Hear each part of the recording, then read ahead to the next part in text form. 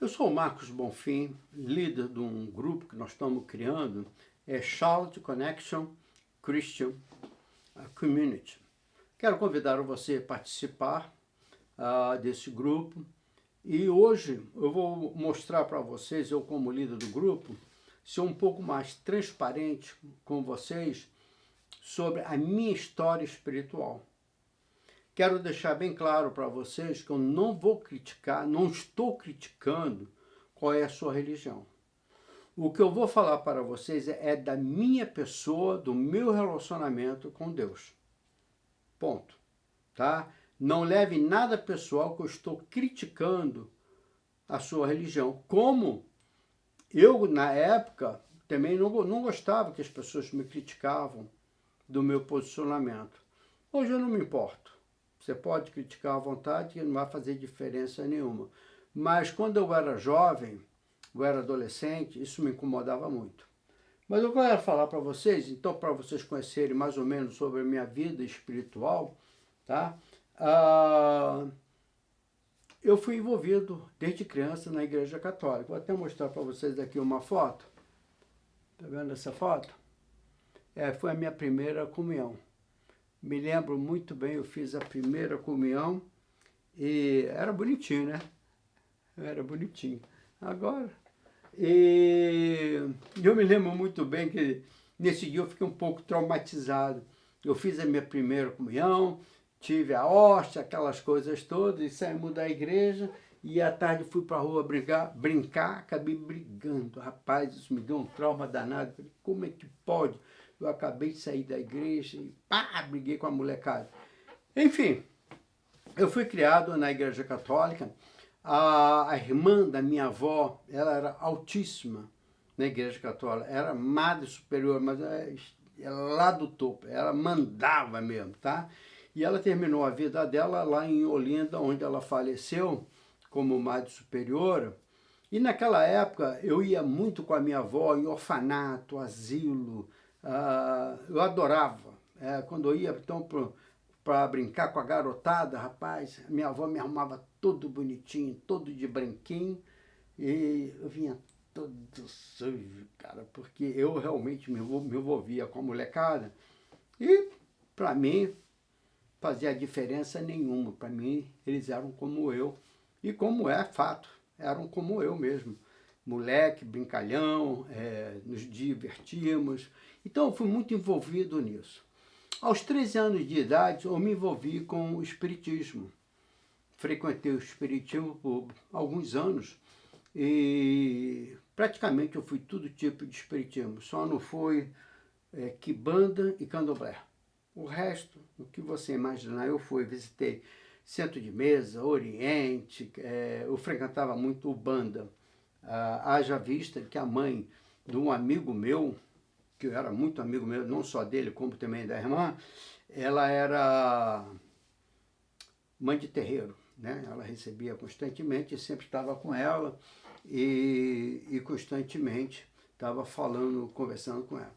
E aos 23 anos eu me tornei cristão, aceitei Jesus Cristo como meu Senhor e Salvador. E eu vou explicar para vocês.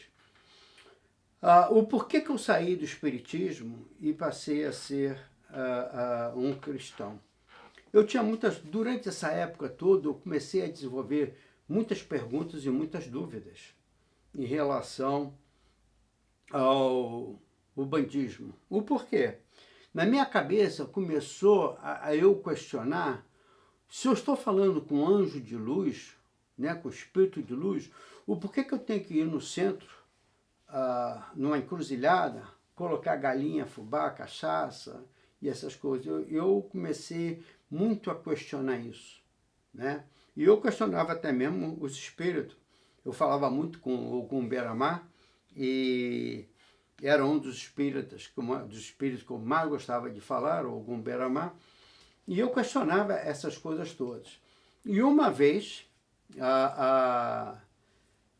o Ogum Beramar disse para mim, tá? Através dessa senhora, que era mãe de um grande amigo meu, que eu era homem para 5 mulheres. Falei, sério? Aí encheu meu ego, né? Pois é, não dou conta de uma, imagina 5.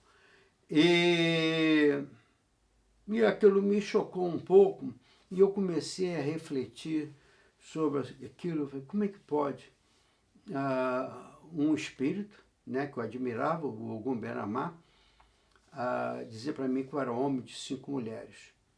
Eu tinha que fazer trabalho, colocar na encruzilhada, farofa, angu, galinha, cachaça, cerveja, enfim, essas coisas todas.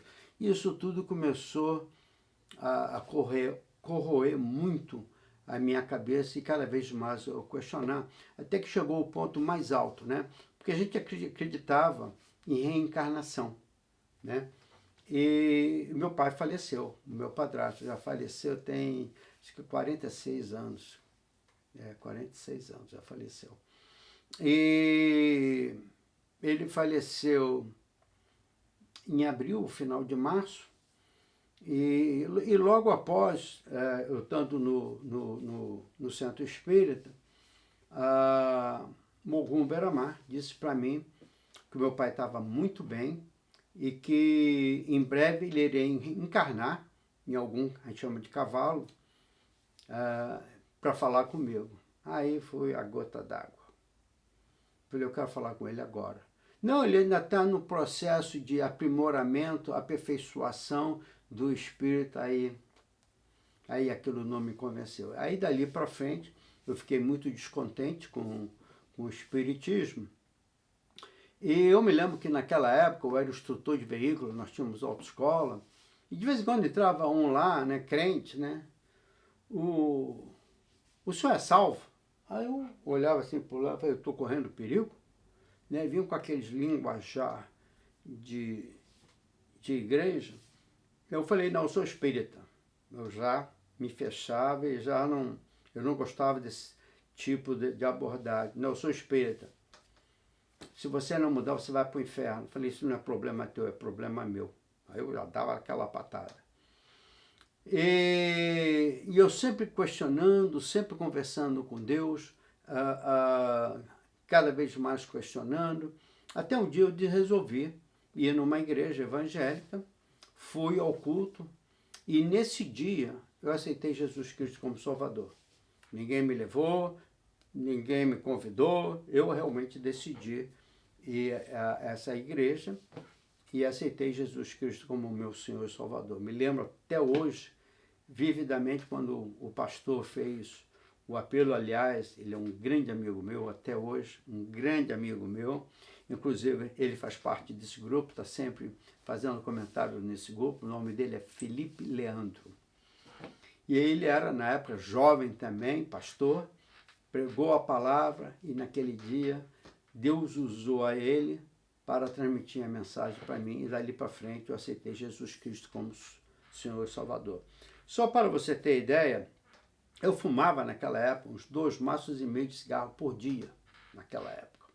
Na medida que eu aceitei Jesus Cristo como Salvador e eu aprendi que nós somos o templo do Espírito Santo, eu automaticamente deixei de fumar. Agora as comidas, eu comia de tudo, viu? Erradamente. Hoje eu estou pagando a consequência da minha má alimentação, da minha guludice e falta de responsabilidade aquilo que eu como, né? Hoje sou infartado. No dia 28 desse mês estou fazendo uma operação seríssima, uma ponte de safena, devido ao meu temperamento e a qualidade de comida que eu me alimentava. Então, por um lado, agi muito bem deixando o cigarro, e por outro lado, não prestei muita atenção no templo do Espírito Santo, que somos nós, em que Deus habita. Mas eu quero compartilhar com vocês 2 versículos. Um é 1 Coríntios, capítulo 11, diz assim, capítulo 11, versículo 28. Só vou ler um versículo aqui. Examine-se, pois o homem a si mesmo, assim como o pão e beba do cálice. Né? Isso aí é quando ele faz a ceia do Senhor, ele diz, examine-se, pois o homem a si mesmo, e assim coma do pão e beba do cálice. Eu sempre questionei né, sobre a minha espiritualidade, naquilo que eu acreditava. E hoje eu pertenço a uma denominação, mas essa denominação, a razão que eu pertenço à denominação, simplesmente por fator administrativo, não pela teologia. Tá? Concordo com a teologia, mas o fator principal é de acordo com a administração, da maneira que ela é governada. Eu sou batista do Sul, e eu acredito muito na descentralização do poder, e as igrejas são autônomas, diferente de muitas outras denominações em que existem chefes em relação à gerência aos pastores. A Igreja Batista não, ela é autônoma. Ela decide quanto que vai pagar, ela decide qual é o pastor que vai contratar, o pastor aceita se quiser e por aí vai. Então, é uma coisa que eu admiro muito. O porquê que eu falo de teologia? Porque nessa Bíblia aqui, existem 3.684 denominações que usam a mesma Bíblia. Então, quem sou eu dizer que nós, batistas, somos o dono da verdade? A palavra de Deus é a verdade, mas devido à nossa limitação intelectual e à nossa capacidade de entender a Deus e ver a Deus, nós somos muito limitados.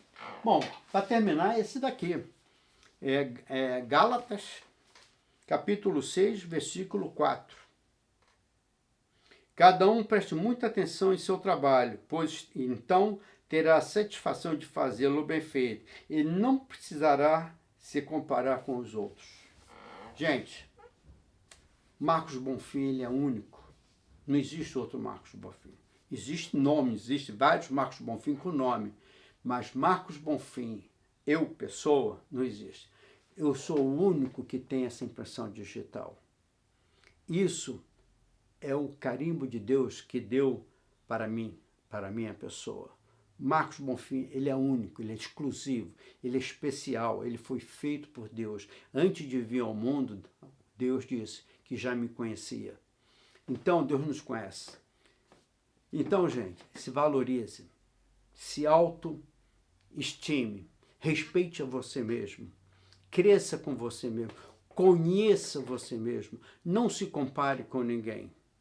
A responsabilidade entre você e Deus é sua, como a minha, Marcos Bonfim, é exclusiva com Deus.